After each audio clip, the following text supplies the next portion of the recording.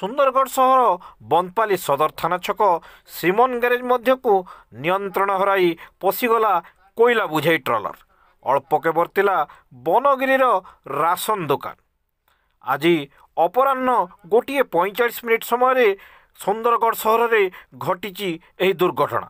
ଦୁର୍ଘଟଣା ସମୟରେ ଗ୍ୟାରେଜ ମାଲିକ ଓ ତାର ହେଲ୍ପର ଦୋକାନ ବନ୍ଦ କରି କୁଆଡ଼େ ପଳାଇଥିବା ସମୟରେ ଏହି ଦୁର୍ଘଟଣା ଘଟିଛି, ଯାହାଦ୍ୱାରା ଭାଗ୍ୟବଶତଃ କାହାରି ଜୀବନ କ୍ଷୟକ୍ଷତି ହୋଇନଥିଲେ ମଧ୍ୟ ଗ୍ୟାରେଜ ବାହାରେ ଥିବା ତାର ଟୁଲବକ୍ସ ସହିତ ଦୁଇଟି ବାଇକ୍କୁ ଘୋଷାଡ଼ି ନେଇ ସଟର ଫାଡ଼ି ଟ୍ରକ୍ଟି ଦୋକାନ ଭିତରକୁ ପଶି ଯାଇଥିଲା।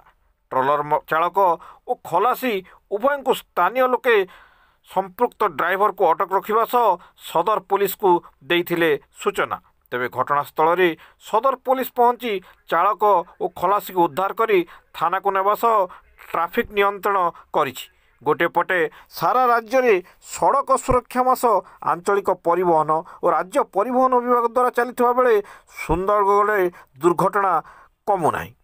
ଆଉ ଆଜି ଚାଳକଙ୍କ ବେପାରୁଆ ଗାଡ଼ି ଚାଳନାର ନିଛକ ଚିତ୍ର ଆମେ ଆପଣଙ୍କୁ ଦେଖାଉଛୁ।